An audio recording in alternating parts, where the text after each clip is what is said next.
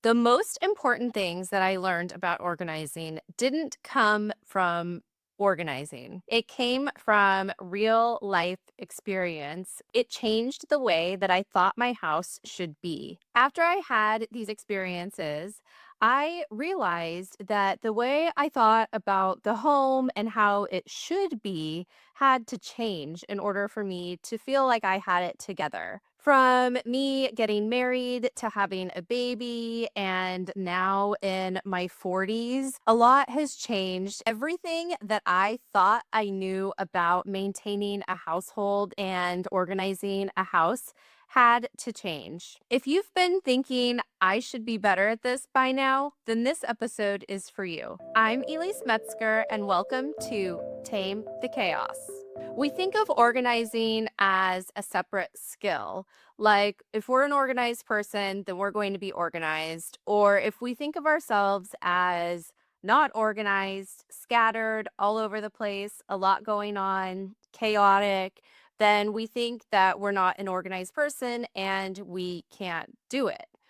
We may look for the perfect hack or the perfect system. Maybe go on Instagram and scroll through those videos. And we look for systems that may not fit our life. We look for tips, hacks, organizing systems, and we apply them in our own spaces.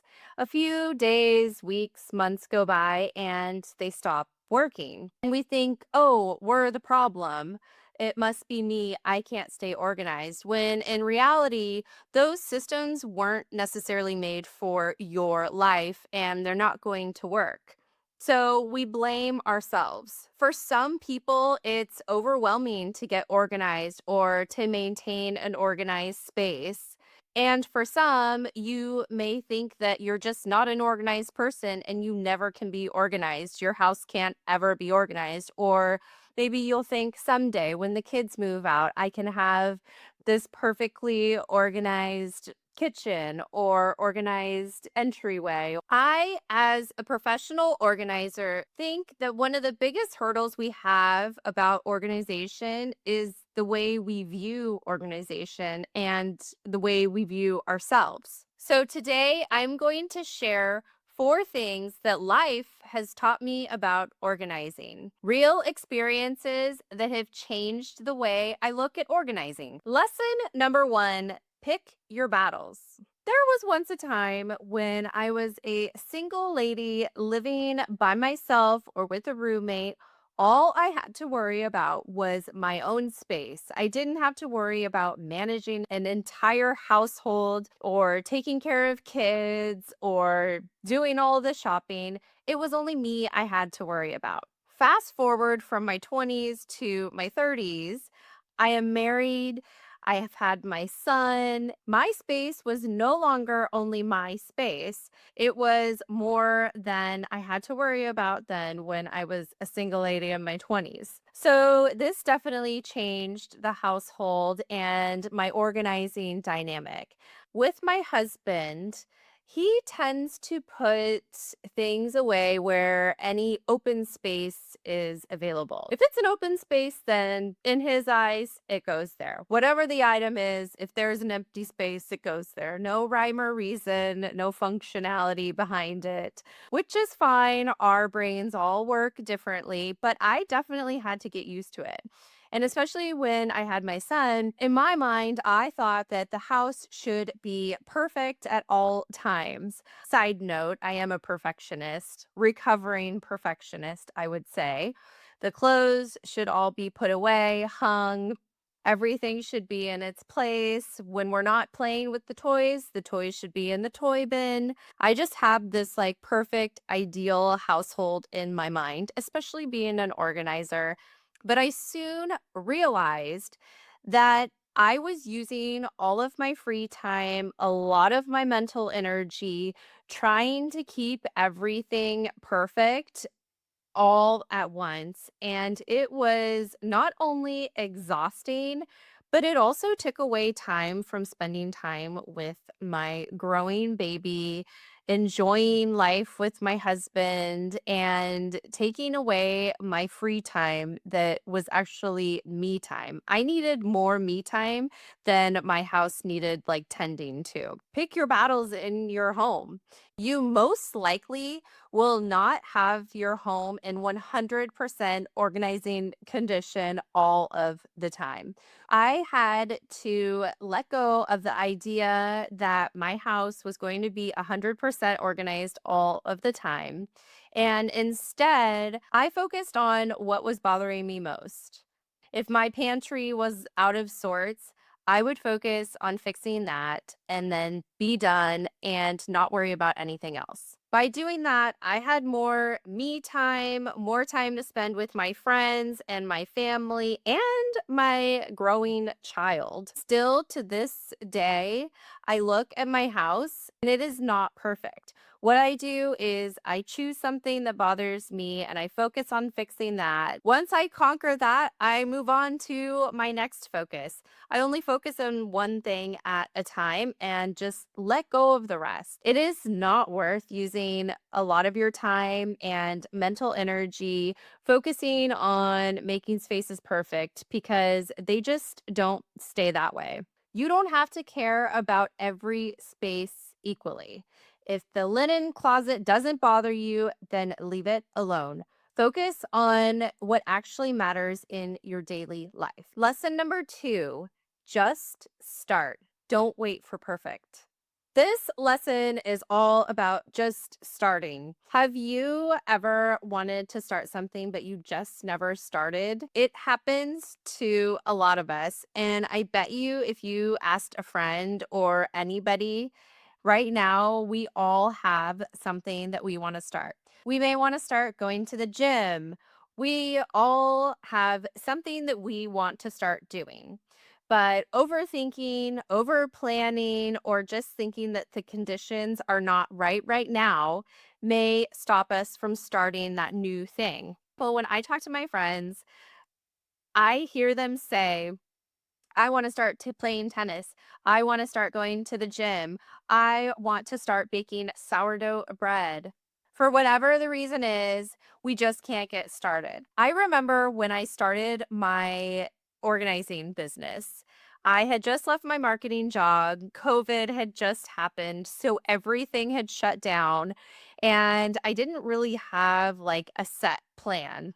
There was, like, about an 8-month period where I was, like, in limbo, and it was really hard getting started. I remember having a conversation, actually many conversations with a friend of mine, telling her, "I really need to get my website started," and I could see her face, her reaction, like, "Okay, girl, you've have been telling me this, like, many, many times, and you still have not done it." And in my mind, I thought that I had to have like the perfect plan. I had to have all of the text done in order to start my website. And it was like a really big hurdle for me. It took me longer than it should have just to do a simple website for my business. So that's just one example from my perspective. So the takeaway from this lesson is to stop planning, stop overthinking, stop waiting, just start. Don't wait for that Saturday that you have 4 hours to clean out your pantry and organize it to perfection because, newsflash, that probably won't happen unless you really make time for it. You're allowed to start messy. Start where you are and not where you think you should be. You can pick a drawer and take 5 minutes to go through it. You don't even have to organize it. You can just go through it and pick out what needs to be thrown away. That's that.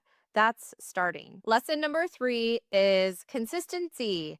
Keep showing up. So, you know, the advice from Atomic Habits, the one that says it takes 3 weeks to build one habit. Well, it's totally true. The habits that we want to build come from the consistency and discipline we have for doing those small, boring tasks that we don't want to do all of the time. Consistency over motivation. When we get started, we're motivated, we're excited, it's fun to start something new. And then a week goes by and you really don't want to do it anymore. You don't have time for it. You have lost that motivation. You still want to maintain that habit. You still want to build that habit, but you just don't have that motivation. This is where consistency and discipline come in. Another really big example is working out. So last year, I started doing Legree. I'm in my 40s and I'm really focused on building my muscle. And Legree and Pilates is pretty much the only like weight resistance exercise that I actually enjoy doing and want to do. So I have chosen this to be my workout. My doctor says that I need to do it at least 3 times a week for it to actually make a difference. So this year is when I'm really trying to be consistent with it. And when I start it, I'm like, ooh, this is really actually fun. It's really time efficient, which I love. Is it's challenging, but in a good way. I feel great after I work out. I sleep better. After I started doing it for a couple weeks, there is times when I just want to rest. I don't feel like getting in my workout clothes. I just washed my hair. I don't want to get it sweaty. So many reasons pop up, and I'm sure that a lot of you can relate to this. Just you just don't feel like doing it, but you need to do it. As adults, we have a lot of responsibility and we don't feel like taking care of all of our responsibilities, but we have to. This lesson about showing up and being consistent is about continuing what we started and keeping that discipline. Doing those little boring things that we don't always want to do add up to our bigger goals, and it creates long lasting habits. This is the life version of being consistent and actually showing up. In relation to organizing, the secret isn't a big declutter all at once. Doing that 10-minute reset, putting things back, these are the little consistent habits that hold systems together. It's okay if something slips. That's life. It happens. Just jump right back in and keep going. Those small, consistent habits will lead to big change. Last lesson, lesson number 4, give yourself grace. Manage those expectations. I see this a lot when I walk into homes, into a client's home, even my friends' homes. I will hear, oh my gosh, this is like so messy. I'm so embarrassed. Or I know I should be keeping this up. In reality, I see what they're talking about and I think to myself, wow, they're doing a great job for as busy of a life that they have.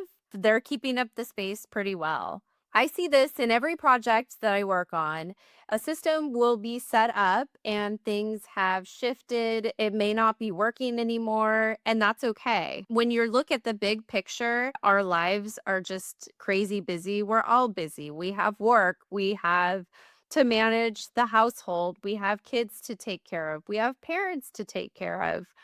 We have other responsibilities. We make time for our social lives and our mental health, exercise, all of these things we have really busy. Going back to when I hear, oh my gosh, I'm so embarrassed. This is so messy. It's really not, considering the bigger picture. I even see this in my home. I will tell you right now, my home is not organized. We are renting right now, and in my mind, I do not want to spend all of this time setting up immaculate systems because we're going to be leaving soon. I think, hey, I'm doing really great. Like, we don't have an overabundance of things.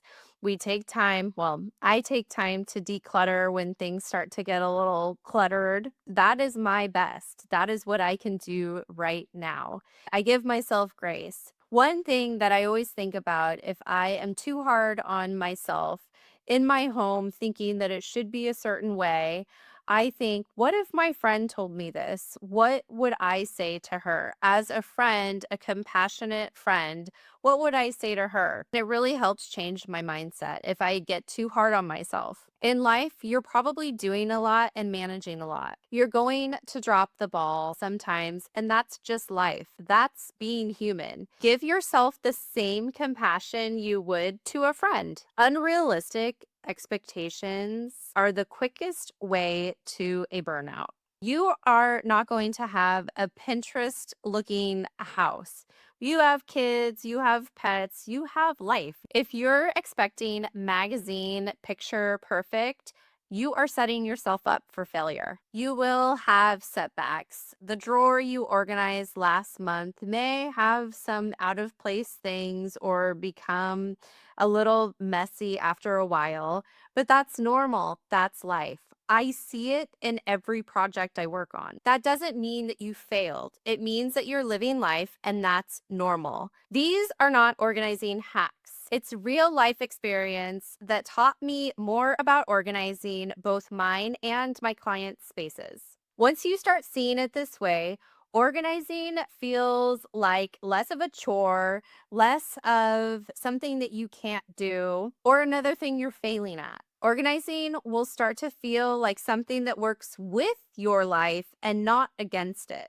Think about if any of these resonate. Did it strike a chord? If it did, then you probably needed to hear it. Hit follow so you don't miss the next episode. If this one resonated, then share with a friend who you think needs to hear it. I'll see you next time.